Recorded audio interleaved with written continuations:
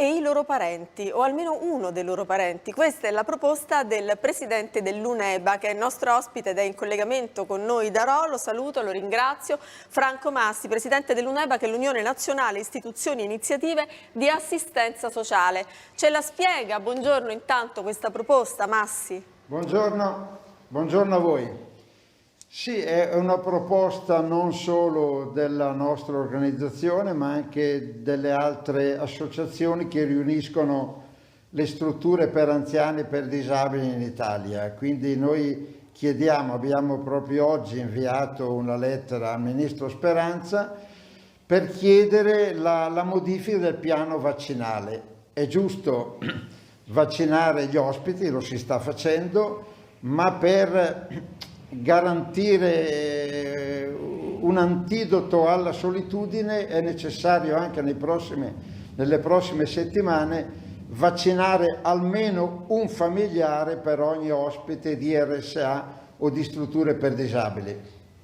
Questa è la migliore cura, come diceva anche prima il geriatra prima. Eh sì, e vediamo se questo avverrà. Si parlava anche di tamponi rapidi all'ingresso, sicuramente è stata tamponata la nostra Patrizia Senatore quando si è affacciata, Patrizia buongiorno, bentornata in studio, nella casa di riposo, di riferimento vorrei dire, di Fuori TG, dove oggi addirittura hanno anticipato l'ora del pranzo per seguirci live anche sui social. Patrizia? Sì, siamo tornati, i nostri telespettatori più affezionati probabilmente ricorderanno il collegamento Facebook con la Casa Anziani del Olgiate Comasco, sono a tavola, ci stanno guardando e sì, diciamo, non si può entrare. Io per entrare con la mia troupe e rivolgermi direttamente agli anziani sono stata controllata, mentre tutti i parenti possono avere contatti via social oppure con una stanza che pure loro si sono inventati con le vetrate. Ecco, il problema è che quando c'è stato, diciamo, il momento duro della pandemia, davvero in questa casa di riposo se la sono vista brutta. Sentite il racconto di Patrizia Senatore. Adesso le faccio il test sierologico, le devo pungere il dito. Ora io invece le farò il tampone rapido. Risultato del test sierologico negativo. Anche il tampone rapido ha dato come esito negativo. Allora possiamo entrare. La casa dei ricordi e ancora era su mia tutto. Alla fine di ottobre ci siamo ritrovati improvvisamente pieni dopo 7 mesi in cui eravamo rimasti assolutamente immuni. Ci siamo accorti per caso durante un controllo di routine e nel giro di 48 ore purtroppo l'intera struttura è stata interessata dal contagio. Quindi abbiamo dovuto fronteggiare una grave carenza di personale. In 5 si sono chiusi volontariamente dentro questa struttura di Olgiate Comasco. L'alternativa era chiudere, abbandonare gli anziani. Siamo rimasti per 14 giorni. Di più, sì. Abbiamo vissuto per la Casa Anziani. Dovevamo cercare di tranquillizzarli, di farli vivere. Abbiamo fatto lavorare gli asintomatici positivi. E questo ci ha creato non pochi problemi, ma era l'unica soluzione in quanto le istituzioni sono state in grado di inviarci un'unica unità di personale e quindi l'aiuto è stato largamente insufficiente rispetto alle necessità. Noi abbiamo chiesto una mano e che cosa è successo? Sono arrivati a fare un'ispezione, sì, ci hanno dato migliaia di mascherine, salvo poi magari dirci che queste mascherine non andavano bene. Ecco che sì, ce l'abbiamo fatta, siamo orgogliosi di avercela fatta, però siamo stati soli. Il Covid è stato balordino. In principio pensavo che fosse stata una partita persa. Scusate, ma un po' di commozione ce l'ho. Febbre, farina e tutto.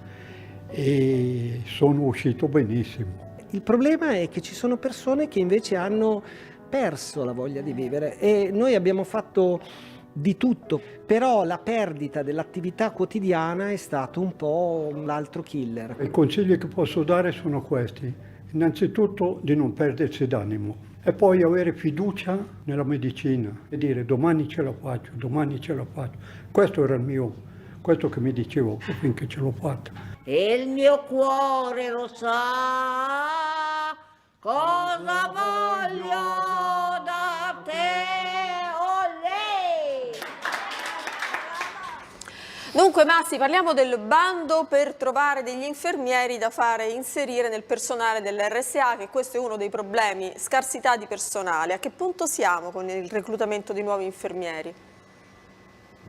Beh, i bandi nelle varie regioni vanno avanti per ricercare infermieri cosiddetti al servizio del territorio, e questo, siccome gli infermieri non si creano dalla sera alla mattina, ma ci vogliono almeno 3 anni per diplomare o laureare un infermiere professionale, c'è il rischio che per potenziare il territorio, attualmente siamo ancora agli annunci dell'infermiere di territorio da affiancare ai medici di base, c'è il rischio di depotenziare e di privare delle figure professionali le strutture per anziani.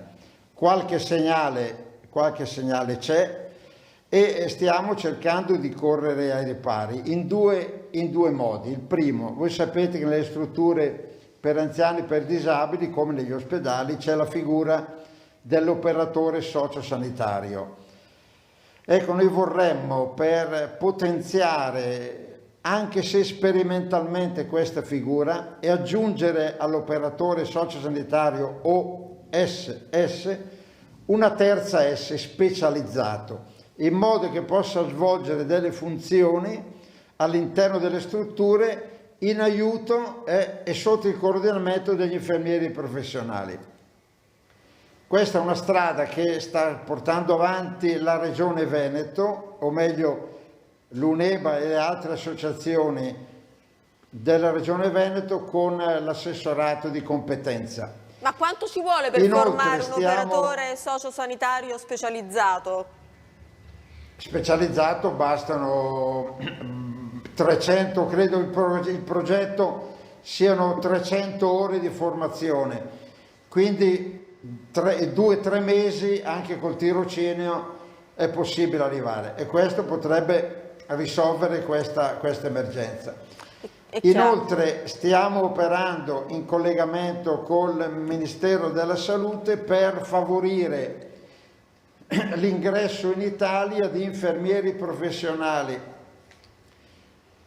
che si sono diplomati o laureati all'estero, ma in paesi con i quali non c'è l'accordo per il riconoscimento dell'equipollenza del titolo. Quindi queste sono le due strade che lei ci indica. Sono le due strade che cerchiamo, perché non possiamo aspettare 3 anni per avere nuovi infermieri. Quali sono i paesi? Per cui si sta lavorando su questi. Sono i paesi extracomunitari con i quali non c'è l'accordo. Ad esempio, abbiamo già contatti con l'India, dove c'è, tra l'altro ricordiamoci che l'India sia il personale diplomato e laureato è di qualità, perché quando l'India ha raggiunto l'indipendenza dall'Inghilterra ha però mantenuto il sistema scolastico e amministrativo del Regno Unito, e quindi ecco perché ingegneri, medici, infermieri che escono dalle scuole indiane sono di buona qualità, per cui è possibile con questo favorire. Questo stiamo lavorando in queste due strade. Allora, prima di sentirla, dottor Onder, sulla questione dell'isolamento dell'RSA nel tessuto sanitario,